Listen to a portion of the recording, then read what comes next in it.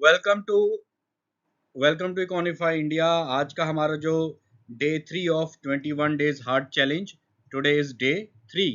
ठीक है, तो स्टार्ट करते हैं अकाउंटिंग एमसीक्यूज के साथ।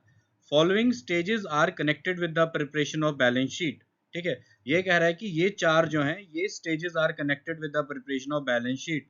अब आपसे पूछा है कि बताइए करेक्ट सीक्वेंस क्या होगा, यानी कि इसका स्टेप 1 क्या है, स्टेप 2 क्या है, स्टेप 3 क्या है, स्टेप 4 क्या है। तो सबसे पहले आप मुझे एक बात बताइए, PQRS। ठीक है, फर्स्ट पी क्या कह रहा है, ascertainment of net profit loss, transfer of net profit to capital account, determination of final capital balance, और उसके बाद क्या है, presentation of liabilities and assets. तो बहुत ही सरल सा क्वेश्चन है, बहुत ही आसान है। देखिए, सबसे पहले आप क्या करोगे, प्रॉफिट एंड लॉस अकाउंट में नेट प्रॉफिट कैलकुलेट करोगे, और ये जो नेट प्रॉफिट कैलकुलेट होगा, इसके बाद इसे ट्रांसफर कहाँ करोगे, कैपिटल में। कैपिटल में ऐड करने के बाद आप बताओगे कि आपका कैपिटल का फाइनल बैलेंस अब क्या है। इस प्रॉफिट को ऐड करने के बाद लास्ट में आप क्या करोगे, लाइबिलिटीज और एसेट्स को प्रिपेयर करोगे। अब इस केस में आपका जो सही आंसर है वो है ऑप्शन ए। ठीक है, ये आपसे सिंपली पूछ रहा है कि अगर आपको एक जगह से दूसरी जगह पे जाना है तो बीच बीच में कौन सी प्लेसेस आएंगी, तो वही आपको इसका आंसर कर देना है। सिंप्लीफाइड, बहुत ही आसान सा क्वेश्चन है। क्वेश्चन नंबर 2 देखते हैं। with reference to accrued income with reference to accrued income consider the following statement। सबसे पहली बात, जो accrued income होती है, accrued income का मतलब क्या है, जो आपने earn की है बट अभी आपने उसे रिसीव नहीं किया। Income which has been earned but has not been received. ठीक है, जो आपने कमा लिया बट आपको अभी मिला नहीं। ठीक, the income has already been earned during the accounting period. तो स्टेटमेंट 1 तो बिल्कुल सही है, स्टेटमेंट 1 तो बिल्कुल सही है, आपने इसको कमा लिया था। Cash relating to such income is yet to be received. अब आपने जो ये इनकम अर्न की है, इससे रिलेटेड जो कैश है, ठीक है, जो कैश है वो आपको अभी तक मिला नहीं है, तो स्टेटमेंट 2 भी बिल्कुल सही है। Accrued income is considered as a liability. Liability कैसे होगा, ये तो अभी आपकी क्या है, वो इनकम जो आपने अर्न कर चुके हो बट आपको रिसीव नहीं हुई, तो लाइबिलिटी थोड़ी हुई है, तो आपके लिए एक तरह का एसेट है। क्या है, एसेट। तो स्टेटमेंट 3 इनकरेक्ट है, right answer is option B. Next question देखते हैं। During an accounting year total revenue earned amounts to 75,000 while total expenses incurred are rupees 60,000। आपका रेवेन्यू कितना है, 75,000, और आपका खर्चा कितना हुआ, 60,000। ठीक है, अब इसी को मैंने अगर हम स्टेटमेंट्स में बना दें, net profit earn during the year amounts to 15,000। 75 में से 60 माइनस कर लो, 15,000 ही आएगा। ठीक है, profit earn ultimately increases proprietor capital और ओनर्स इक्विटी। ये जो 15,000 है, इसे आप कहाँ ऐड कर दोगे, कैपिटल में ऐड कर दोगे। ये भी बिल्कुल सही है। If expenses had exceeded revenue the business would have suffered a loss. अगर आपका यही एक्सपेंसेस 75,000 होते और आपका जो रेवेन्यू है वो 60,000 होता, ठीक है, तो आपका नुकसान होता ना 15,000 का। ठीक है, तो स्टेटमेंट 3 भी सही है, स्टेटमेंट 2 भी सही है, तो right answer is option D. लो let's move to the next question. XYZ Limited has a net worth of 600 crore but incurred losses during the current year. The management decides not to constitute a CSR committee. CSR का मतलब क्या होता है, corporate social responsibility. क्या होता है, corporate social responsibility. तो आपसे कह रहा है कि कंपनी का नुकसान हुआ 600 करोड़ का। ठीक है, क्या उन्होंने कहा कि हम CSR कमेटी बनाएंगे ही नहीं। Now identify the correct statement. आपको ये बताना है क्या ये इनका डिसीजन सही है या गलत। स्टेटमेंट ए कह रहा है decision is correct because the company incurred losses. CSR provision apply only to profitable companies. The company must constitute a CSR committee because CSR applicably depends upon prescribed criteria. CSR is applicable only to listed companies. ठीक है, अब ध्यान से देखिए, सबसे पहले बच्चों, CSR जो है ना, CSR किसी कंपनी पे अगर एप्लीकेबल होगा, क्या होगा, एप्लीकेबल, उसके कुछ क्राइटेरियाज है। एक क्राइटेरिया होता है कि उस कंपनी की जो नेटवर्थ है, क्या है, नेटवर्थ, उस कंपनी की नेटवर्थ होनी चाहिए 500 करोड़। उस कंपनी का जो टर्नओवर है वो आना चाहिए 1,000 करोड़। ठीक है, और उस कंपनी का यह नेट प्रॉफिट 5 करोड़ से ज्यादा होना चाहिए। अब ये तीनों एक साथ नहीं होनी चाहिए, it is either of three, it is either of three. अब आप नहीं बोल सकते कि सर ये तीनों की तीनों, नहीं, इन तीनों में से एक भी क्राइटेरिया अगर फुलफिल हो गया तो उस कंपनी पे जो CSR के जो प्रोविजंस हैं वो अप्लाई हो जाएंगे, ठीक है। अब इस केस में देखिए कंपनी की नेटवर्थ कितनी है, 600 करोड़।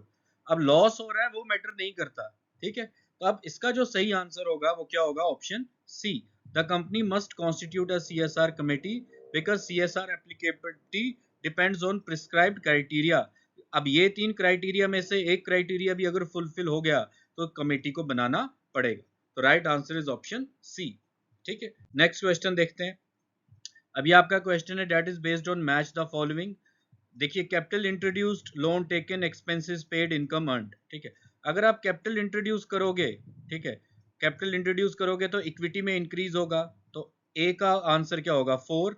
लोन टेकन तो लाइबिलिटी इंक्रीज होगी, एक्सपेंसेस पेड तो इससे आपका क्या होगा, इक्विटी यानी कि आपके एसेट्स डिक्रीज होंगे, ठीक है। इनकम अर्न्ड आपके एसेट्स क्या होंगे, इंक्रीज, ठीक है। सो इसका जो आपका राइट आंसर है वो है ऑप्शन डी, ऑप्शन डी। तो अब ये नेक्स्ट क्वेश्चन जो है हमारा, आपको मैच द फॉलोइंग लिस्ट 1 को लिस्ट 2 से मैच करना है। अब आपसे कह रहा है कि debit entry in journal, debit in ledger account, credit entry in journal, credit in ledger account, balance carried down यानी कि closing balance, balance brought down यानी कि ओपनिंग बैलेंस। आपको याद होगा जो लेजर का फॉर्मेट होता है, ठीक है, तो कुछ इस तरह से आपका जो फॉर्मेट रहता है लेजर का, ठीक है। तो उसमें जो आप ट्रांजैक्शन लिखते हो, फिर अमाउंट लिखते हो, फिर ट्रांजैक्शन और फिर ये अमाउंट, ठीक है, कुछ इस तरह से ही रहता है ना। कुछ पर्टिकुलर जो होंगे और जो कुछ अमाउंट होगा, नेम ऑफ द अकाउंट, फिर पर्टिकुलर्स, ठीक है, और यहाँ पे अमाउंट। तो आप जब यहाँ मान लीजिए आपने इस साइड में कुछ डेबिट साइड का जो आपका टोटल आ रहा है वो है 1 लाख, कितना 1 लाख, और क्रेडिट साइड का आपका जो टोटल आ रहा है वो है 80,000, कितना है 80,000, ठीक है। तो उस टाइम में हम क्या करते रहते हैं, by balance carried down, by balance carried down कितना, मैंने आपको क्या बताया, क्रेडिट साइड का टोटल कितना आया 80,000 यानी कि 20,000। अब ये जो बाय बैलेंस कैरीड डाउन 20,000 है, ये अगले साल क्या बनेगा, टू बैलेंस ब्रॉट डाउन, तो यानी कि balance brought down is opening balance और balance carried down is closing balance, ठीक है। और जो देखिए डेबिट एंट्री इन जर्नल जो है वो डेबिट इन लेजर ही होगा, क्रेडिट एंट्री इन जर्नल जो है वो क्रेडिट इन लेजर ही होगा। जैसे कि आपने एंट्री की cash account debit to sales account, ठीक है, ठीक है ना। अब मुझे एक बात बताइए, जब आप कैश अकाउंट में तो डेबिट हुआ, कैश अकाउंट में तो डेबिट हुआ, जब आप कैश अकाउंट बनाते हैं, ठीक है, तो आप यहाँ पे क्या लिखते हो, टू सेल्स अकाउंट।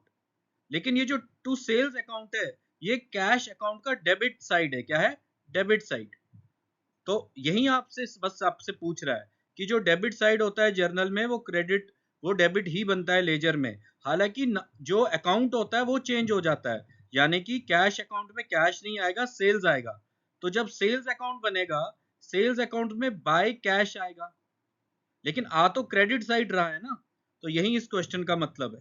सो इसका राइट आंसर है ऑप्शन ए। नेक्स्ट क्वेश्चन देखते हैं।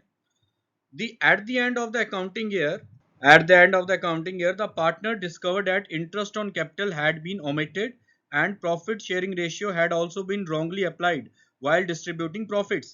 हो जाती हैं गलतियां, ठीक है। तो हुआ क्या इनसे, इन्होंने इंटरेस्ट ऑन कैपिटल लेना भूल गए, ओमिट हो गया इनसे, एक ये गलती होगी। सेकंड, मान लीजिए इनका प्रॉफिट शेयरिंग रेशियो था 2:1, इनसे गलती होगी, इन्होंने हो सकता है ए और बी पार्टनर्स थे, इनका प्रॉफिट शेयरिंग था 2:1, ये 3:1 हो गया, यानी ए को ज्यादा मिल गया, बी को कम मिला। तो अब उन्होंने कहा कि instead of reopening books they decided to rectify the error through a single adjustment entry. यहां से आपको पता यही चलना चाहिए कि अगर कभी कुछ एरर्स हो जाते हैं, ठीक है, तो जरूरी नहीं है हम बुक्स को रीओपन करेंगे, हम इस एरर को जो है, इस एरर को सिंगल एडजस्टमेंट एंट्री से भी रेक्टिफाई कर सकते हैं विदाउट ओपनिंग द बुक। तो such adjustment is known as past adjustment. क्या कहते हैं उसे, पास्ट एडजस्टमेंट। तो आपसे कोई बोल दे कि दो पार्टनर्स थे, उनसे गलती होगी बुक्स बनाने में, प्रॉफिट शेयरिंग रेशियो गलत हो गया, तो अब क्या करना चाहिए, वापस से सारी बुक्स को क्या रिवैल्यूएट करें। आपने सिंपली क्या देना है, नहीं, पास्ट एडजस्टमेंट करके ये सब रेक्टिफाई हो सकता है। तो ये इसका सिंपल सा मतलब है। नेक्स्ट क्वेश्चन देखते हैं। अब ये जो आपका क्वेश्चन है ना, that is related to match the following, sorry match the following.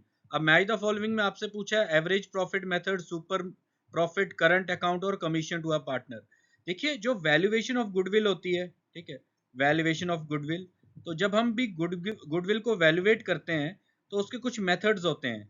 एक आपको होता है एवरेज प्रॉफिट, एक होता है सुपर प्रॉफिट, एक होता है कैपिटलाइजेशन मेथड, ठीक है। अब एवरेज प्रॉफिट क्या होता है, व्हाट इज एवरेज प्रॉफिट, ठीक है, ठीक है। अब आप बोलोगे sir average profit super profit method, ये दोनों जो है ना ये गुडविल वैल्यूएशन के मेथड हैं, किसके, गुडविल वैल्यूएशन के, ठीक है। अब मैं कहूंगा कि average profit method goodwill valuation, आप कहोगे सर सुपर प्रॉफिट ये भी गुडविल वैल्यूएशन, लेकिन दोनों में डिफरेंस है, ठीक है, दोनों में डिफरेंस है। एवरेज प्रॉफिट मेथड जो है वो गुडविल वैल्यूएशन का मेथड है। सुपर प्रॉफिट में क्या होता है, whenever there is excess over normal profit, ठीक है, it is a concept called super profit. Super profit मतलब मान लीजिए आपके एरिया में दो दुकानदार हैं, ठीक है, एक दुकानदार महीने का 1 लाख कमा रहा है, दूसरा दुकानदार महीने के 30,000 कमा रहा है। तो ये जो एक्स्ट्रा कमा रहा है ना, इसे कहा जाता है सुपर प्रॉफिट। क्या कहा जाता है, सुपर प्रॉफिट। तो सुपर प्रॉफिट क्या होता है, एक्सेस ओवर नॉर्मल प्रॉफिट, ठीक है। फिर इसके बाद आपका आता है करंट अकाउंट। क्या आता है, करंट। तो करंट अकाउंट आपको पता होगा जब पार्टनर्स ये डिसाइड करते हैं कि उनका मेन कैपिटल अनचेंज रहेगा। करंट अकाउंट बेसिकली क्या होता है, जो पार्टनरशिप में एक होता है फिक्स्ड कैपिटल मेथड। क्या होता है, फिक्स्ड कैपिटल मेथड। तो फिक्स्ड कैपिटल मेथड में हम दो अकाउंट्स बनाते हैं, एक बनाते हैं कैपिटल अकाउंट, एक बनाते हैं करंट अकाउंट, ठीक है। तो जो भी ट्रांजैक्शंस होती है ना, जैसे सैलरी हो गई, अप्रोप्रिएशंस, ये सब हो गए, ये हम करंट अकाउंट में दिखाते हैं। किस में दिखाते हैं, पार्टनर के करंट अकाउंट में। और कैपिटल अकाउंट में सिर्फ हम क्या दिखाते हैं, जो कैपिटल उन्होंने इंट्रोड्यूस किया है, ठीक है। इसमें हम ज्यादातर ट्रांजैक्शंस को रिकॉर्ड नहीं करते। इसमें या अगर कुछ एडिशनल कैपिटल इंट्रोड्यूस हो या बिजनेस बंद हो, कैपिटल का विड्रॉ हो, तब हम इसका यूज करते हैं। अदरवाइज करंट अकाउंट में हम क्या करते हैं, it is used in fixed capital method. Fixed capital method में याद रखिएगा दो अकाउंट बनते हैं, एक करंट अकाउंट, एक बनता है आपका फिक्स्ड कैपिटल अकाउंट, ठीक है। Then commission to partner, it is called appropriation of profit, ठीक है। अब देखते हैं आंसर सही कौन सा है, option A is the right answer. Next question, ठीक है। अब ये न्यूमेरिकल बेस्ड है, किस पे, गुडविल पे। अब देखिए आपसे क्या कह रहा है कि average profit of a firm for last 4 years is R 1,20,000, normal rate of return is 10%। यानी कि इस बिजनेस में जो पैसा आप इन्वेस्ट करोगे उस पे आपका रिटर्न कितना रहेगा, 10%। और कैपिटल एम्प्लॉयड इज 9 लाख, यानी कि आपने जो 9 लाख रुपए इन्वेस्ट किए हैं इस पे जो आपको रिटर्न मिलेगा वो 10% मिलेगा। कितना, 10%, यानी कि 90,000। नॉर्मल प्रॉफिट कितना है, 90,000, ठीक है। तो अब आपसे ये कह रहा है कि, आपसे क्या पूछ रहा है, आपसे कह रहा है calculate goodwill under super profit method if goodwill is valued at 3 years purchase, ठीक है। सबसे पहले आप सुपर प्रॉफिट निकालिए। क्या निकालिए, सुपर प्रॉफिट। अब आपका जो पिछले 4 साल का एवरेज है प्रॉफिट का वो कितना है, 1,20,000, ठीक है। उसमें से माइनस कीजिए नॉर्मल प्रॉफिट कितना है, 90,000। तो इसका मतलब है आपका सुपर प्रॉफिट कितना है, 30,000। तो आप बाकियों से 30,000 रुपए ज्यादा कमा रहे हो, ठीक है। इसे कहते हैं सुपर प्रॉफिट। अब आपको कैलकुलेट क्या करना है, गुडविल, ठीक है।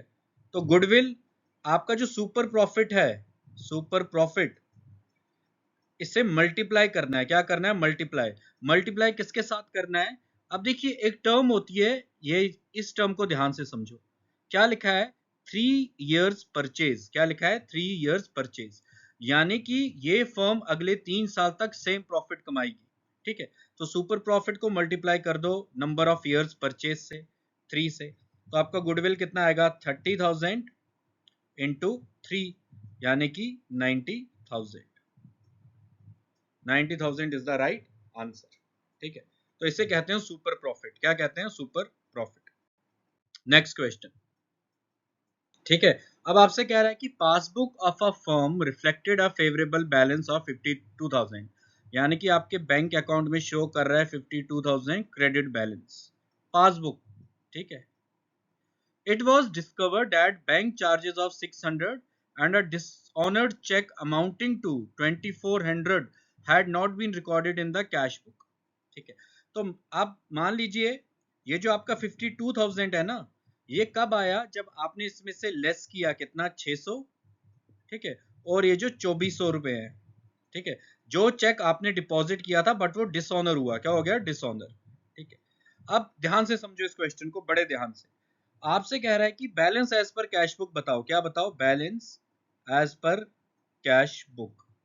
ठीक है, अब देखिए आपको पता ही नहीं है, ये सब हो चुका है, आपको इनके बारे में कुछ आइडिया ही नहीं है। तो मान लेते हैं आपका 52,000 किसका बैलेंस है? पासबुक का। ठीक है, लेकिन ये जो एंट्रीज है ना, ये एंट्रीज, ये 6,000 और 2,400, इसे हमने कैश बुक में, इन एंट्रीज को हमने कैश बुक में रिकॉर्ड ही नहीं किया, इनको हमने कैश बुक में रिकॉर्ड किया ही नहीं है। तो ऑब्वियस सी बात है balance as per cash book तो ज्यादा होगा। क्यों ज्यादा होगा? ध्यान से देखो, एक तो 600 रुपए जो बैंक से कट गए हैं, कैश बुक में अभी हमने वो रिकॉर्ड किए नहीं। ठीक है, तो जब आप रिकॉर्ड करोगे तब लेस करोगे। और ये जो 2400 रुपए हैं, तो इसका क्या मतलब है? आपको किसी ने चेक दिया था, आपने उस चेक को डिपॉजिट किया, तो जब आपने चेक को डिपॉजिट किया, आपने अपनी कैश बुक में इसको प्लस किया होगा, कितना? 2,400। लेकिन अनफॉर्चुनेटली ये क्या हो गया? डिसऑनर। ठीक है, तो इसको भी ऐड कर दो। तो यानी कि आपकी कैश बुक में जो बैलेंस है वो है 55,000। कितना? 55,000 कैश बुक में डेबिट बैलेंस। आपका डेबिट बैलेंस 55,000 है, लेकिन पासबुक में आपका क्रेडिट बैलेंस है 52,000। तो यहाँ पे right answer is option A. Next question. ठीक है, कह रहा है with reference to outstanding cheques issued by a business organisation consider the following statement. Outstanding checks refer to checks which have already been issued and recorded in the cash book but have not been presented to the bank by the payee for payment।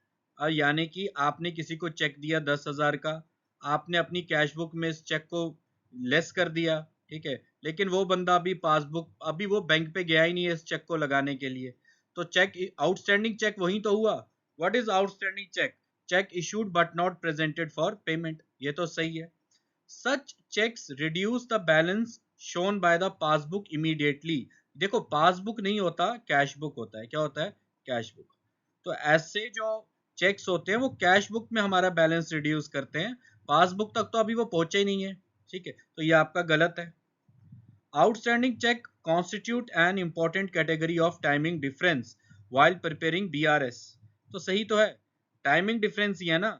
आपने check issue किया 1 मार्च को, आपने check issue किया, आपने उसी दिन record कर दिया, तो अगला बंदा 15 अप्रैल तक गया ही नहीं था चेक लेके, तो इसे तो टाइमिंग डिफरेंस कहते हैं। Right answer is option A.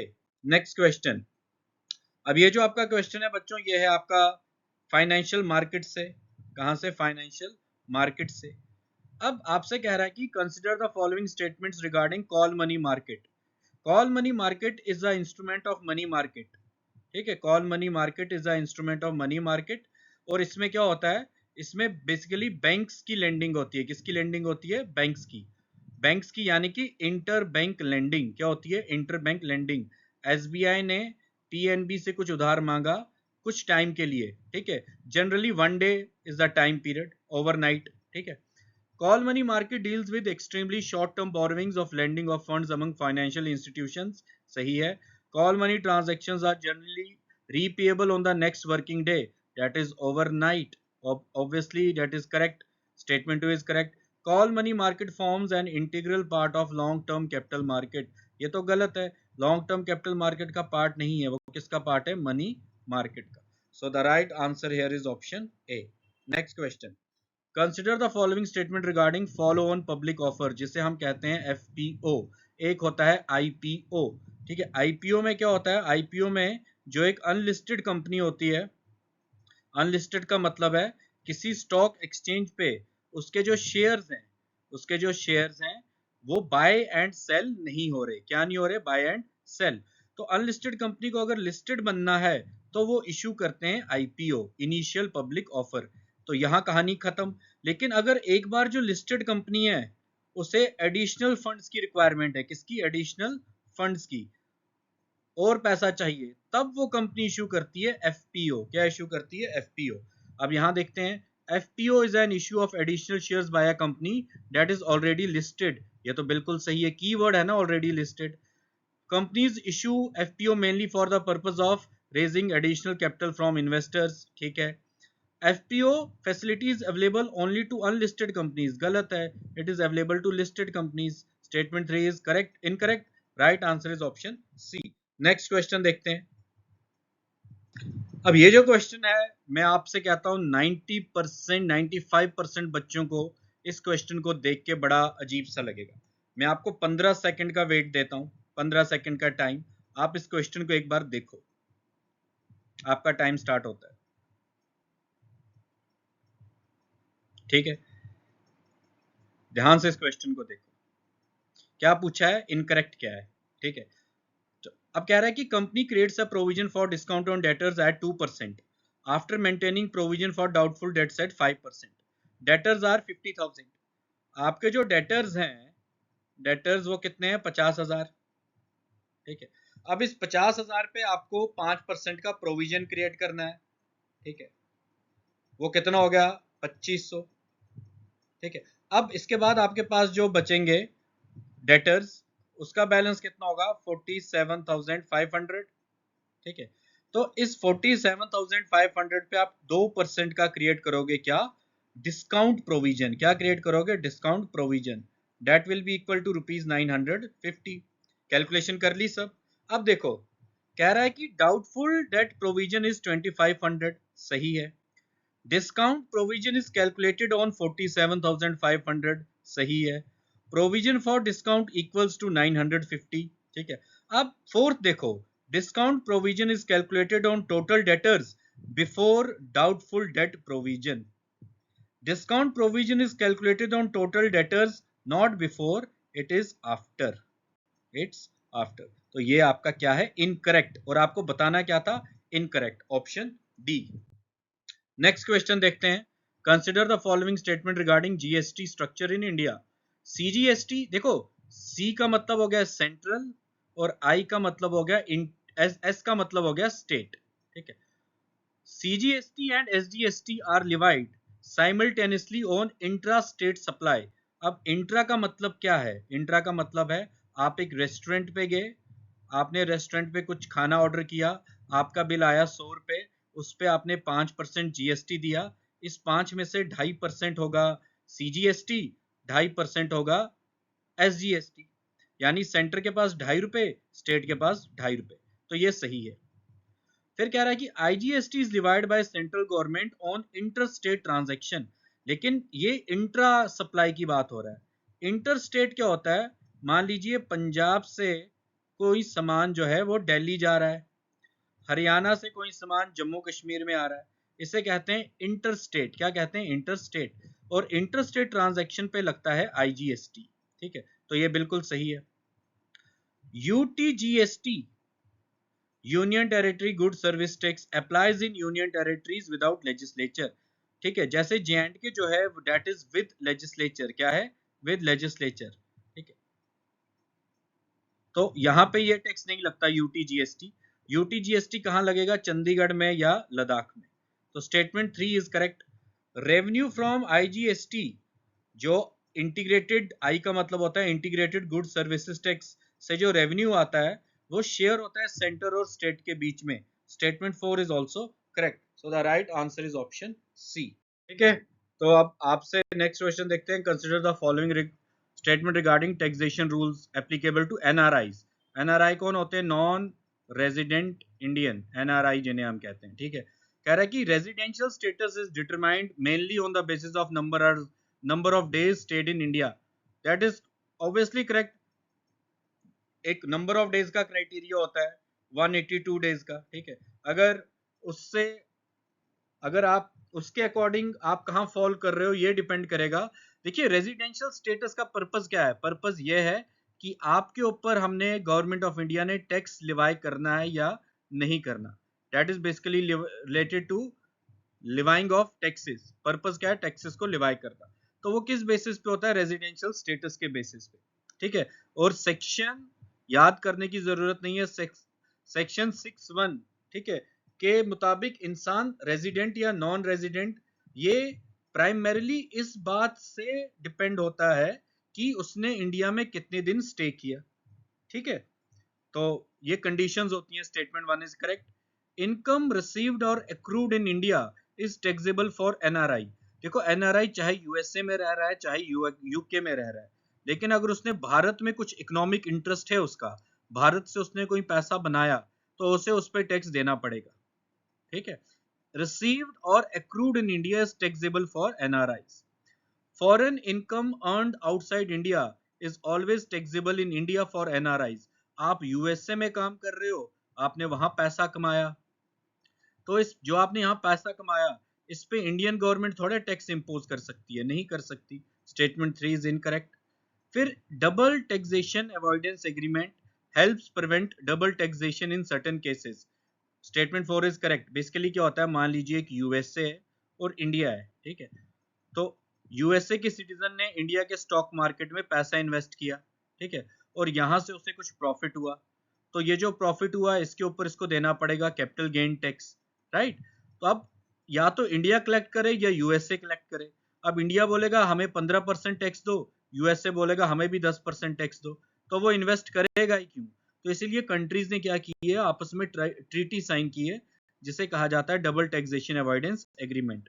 So the right answer is option D. Next question, consider the following statement regarding custom duty. Custom duty basically is a type of indirect tax. It's a type of indirect tax. अब इससे related आपसे क्या पूछ रहा है, custom duty is imposed on import and export of goods. बिल्कुल सही। अब इसका मतलब आप कहोगे सर एक्सपोर्ट पे भी लगाई जाती है। देखिए कभी कभी क्या होता है, मान लीजिए हमारे यहाँ पे किसी प्रोडक्ट की या किसी आर्टिकल की सप्लाई कम हो रही है, डोमेस्टिक मार्केट में सप्लाई नहीं है और प्राइसेस इंक्रीज हो रही है। क्यों? क्योंकि एक्सपोर्टर उसको बहुत एक्सपोर्ट कर रहे हैं, ठीक है। तो गवर्नमेंट उस केस पे क्या करती है, इन पे भी कस्टम ड्यूटी लगा सकती है, ठीक है।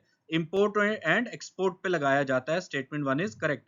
It is classified as indirect tax, बिल्कुल सही। Custom duty was completely abolished after the implementation of GST, बिल्कुल गलत। ये जीएसटी में सबज्यूम नहीं हुआ है अभी तक, ठीक है। Import duty can also be used to protect domestic industries. Statement 4 is correct. The right answer is option D. Next question देखते हैं। Consider the following accounts. तो आपसे पूछ रहा है ये फॉलोइंग अकाउंट्स हैं, इनको हम ट्रायल बैलेंस में किस साइड शो करेंगे। Purchase account appears on the debit side of the trial balance, बिल्कुल सही। Why? Because purchase is a nominal account. Nominal account का रूल क्या है, debit all losses and expenses. Sale return account is shown on the debit side of the trial balance. Sales return, देखिए sales को आप क्या दिखाते हो, credit, लेकिन सेल्स रिटर्न को क्या दिखाते हैं, डेबिट, ये भी सही है। Outstanding salary account is shown on the credit side of the trial balance. Outstanding salary क्या है, लाइबिलिटी, ठीक है। लाइबिलिटी क्या होती है, क्रेडिट, ठीक है। फिर कह रहा है कि discount received account is transferred to the debit side of the trial balance. Discount received basically is a income, credit all gains and income. Statement 4 is incorrect. Bank overdraft is shown on the credit side of the trial balance. Bank overdraft क्या है, liability. Liability को कहां दिखाते हैं, credit side. How many of the above statements are correct, only 4। 1 2 4 1 2 3 5, बाकी क्या है, incorrect.